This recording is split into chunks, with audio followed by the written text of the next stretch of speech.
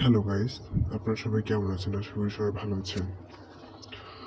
আমি সালমান এবং আমার সাথে আছে আদি। আমরা দুইজনে হচ্ছে কি আপনাদেরকে সত্যিকারে পড়ে যাওয়া ভূতের গল্প আপনাদেরকে শোনাবো প্রতি সপ্তাহে একটা বা দুইটা করে। আপনারাও চাইলে আমাদের সাথে যোগ দিতে পারেন। আপনাদের আশেপাশে বা হচ্ছে কি আপনাদের দাদা দাদি অথবা হচ্ছে কি নানা নানি বা আত্মীয় স্বজন কারোর সাথে যদি এরকম ভৌতিক কোনো ঘটনা ঘটে থাকে তাহলে আপনারা আমাদের জিমেলে পাঠাতে পারেন। আমরা আপনাদের ওই ঘটনাগুলো পড়ে শোনাবো।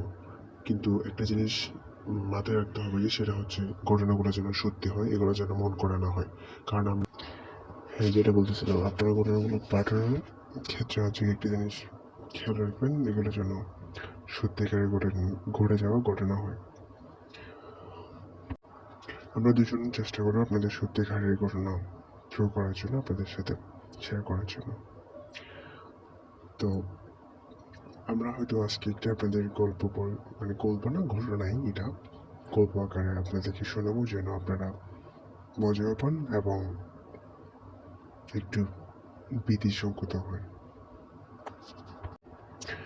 আমরা চ্যানেলটি করার পর আমাদের ফ্রেন্ডস এবং কাজিনদেরকে সবাইকে জানাইছি।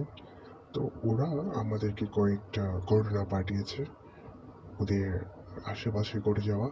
তো আমরা এখান থেকে আজকে একটা আপনাদেরকে শোনাবো। ঘটনাটি শুরুটা এভাবে হয়েছিল। আহ, আমাকে যেভাবে লিখছে সেভাবে বলতেছি আমি, যে দুজন বন্ধু ছিল তারা তারা একে অপরকে অনেক আহ, দেখতে পারতো। তারা একসাথে বড় হয়েছে, বলতে গেলে তারা বেস্ট ফ্রেন্ড। তারা একসাথে সব জায়গায় যায়, সব কিছু করে, যেখানে যায় না কেন কোনো একটা কাজ করতে গেলে একসাথে করে। এবং ওই যে একটু বাচ্চাদের মতো তারা চুরি চামারি করে, লাইক তারা হচ্ছে কি ডাব ডাব পাড়ে, গাছ থেকে নারকেল পাড়ে, তারপর হচ্ছে কি পেঁপে চুরি করে, কাঁঠাল চুরি করে, এই টাইপের একটু দুষ্ট ছিল। শুধু খাওয়ার জিনিসের প্রতি তাদের মনটা একটু বেশি ছিল। তো ওইখানে একজনের নাম হচ্ছে কি রাজীব, আর একজনের নাম হচ্ছে কি তুষার। তুষার একটা দোকান করে, সে পড়ালেখা করতে বলছিল তার বাবা, সেই পড়ালেখা ফাঁকি দিয়ে স্কুলে যাওয়ার নাম করে সে বন্ধুদের সাথে কি করতো, নদীর পাড়ে গোসল করতো বা ফুটবল খেলতো, ক্রিকেট খেলতো। স্কুল যখন ছুটি হতো তখন সে হচ্ছে কি চলে আসতো। এরপর সে হচ্ছে কি তার বাবার সাথে দোকানে বসতো, দোকানে সময় দিত। এরপরে তার আর বন্ধু ছিল রাজীব, যাকে আমরা বলতেছি, সে হচ্ছে কি তার বেস্ট ফ্রেন্ড ছিল। তারা একদিন একটা প্ল্যান করলো যে তারা হচ্ছে কি নদীর পাড়ে আখ ক্ষেত আছে, আখ ক্ষেতের মধ্যে তারা কি করবে, ওখানে যাবে। প্রথম দিকে হচ্ছে কি দিনের বেলা গিয়ে মালিক থেকে চাইবে, ওরা যদি না দেয় তাহলে রাতের বেলা গিয়ে এখান থেকে আখগুলো চুরি করবে। তো রাজীব আর তুষার গেল, তখন ওখানে যে চাষ করতো তার কাছে গিয়ে বলছে আমাদেরকে আখ দিন,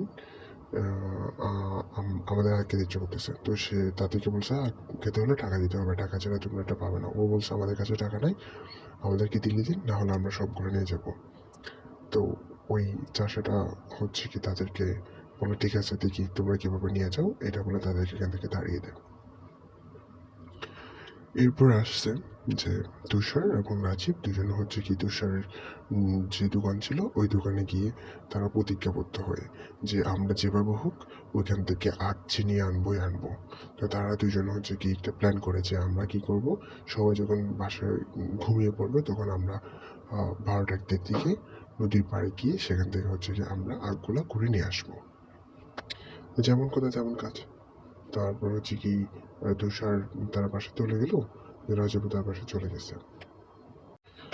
এদিক দিয়ে তুষারের তেমন হয়তো তুষারের মনে ছিল না যে তারা আখ খেতে যাবে, আখ নিয়ে আসতে। সে ঘুমায় পড়ছে। রাজীবও ঘুমায় পড়ছে। তো হঠাৎ একটা সময় তখন ঠিক 12টা কি একটা, এখানে ক্লিয়ার করে লিখে নেই, তবে সে যা বলছে আর কি, রাজীব রাজীবের হঠাৎ করে ঘুম ভাঙে, দেখে হচ্ছে কি তাদের দরজাটি খোলা লাগতেছে। এরপর তো রাজীবকে বলতেছে যে রাজীব রাজীব ওঠ ওঠ, আমি তো আসছি, চল, তুই না বলছি ইয়া করতে যাবি, আগ নিতে যাবি, তাহলে এখন ঘুম আসছে, তাড়াতাড়ি বেরো তাড়াতাড়ি বেরো।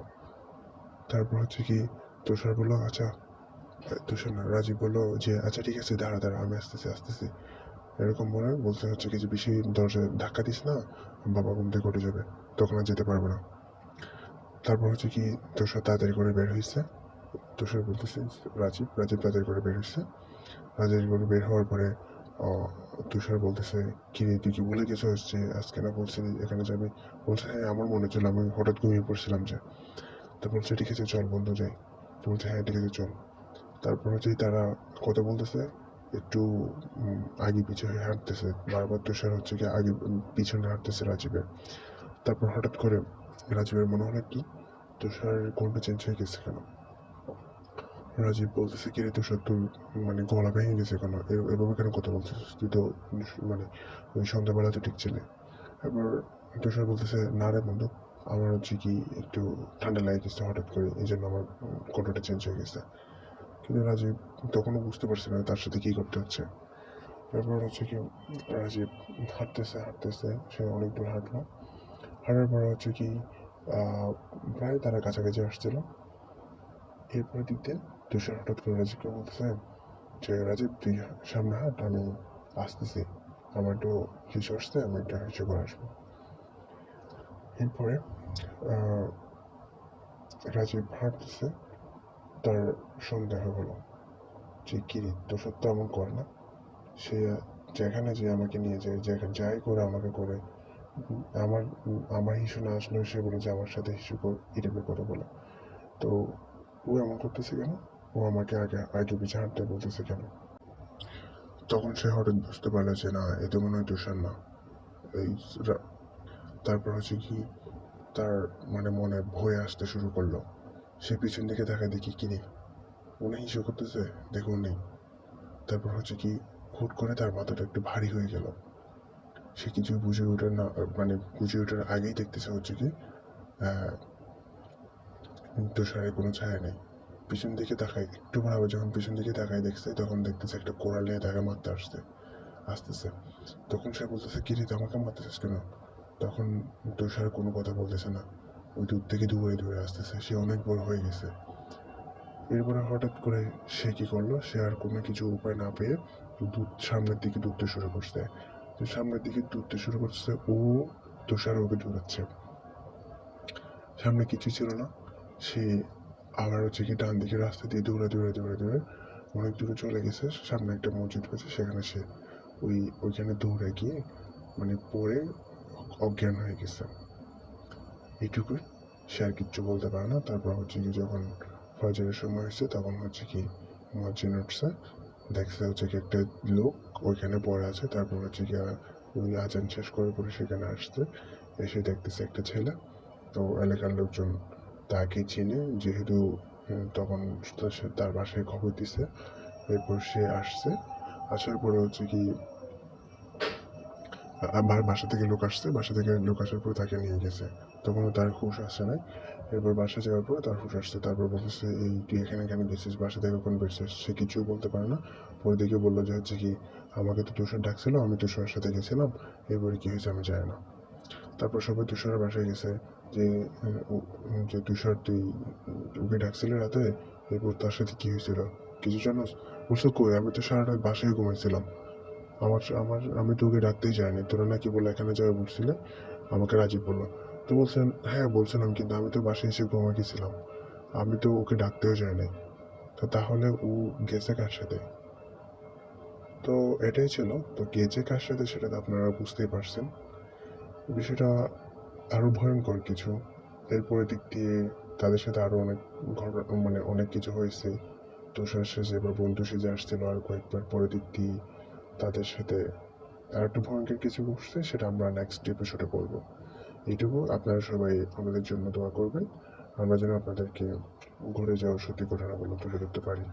লাইক কমেন্ট শেয়ার করবেন, এবং আপনাদের কাছে থাকা যে এই ঘটনাগুলো আছে এগুলো আমাদেরকে পাঠাবেন এবং সাবস্ক্রাইব করতে ভুলবেন না।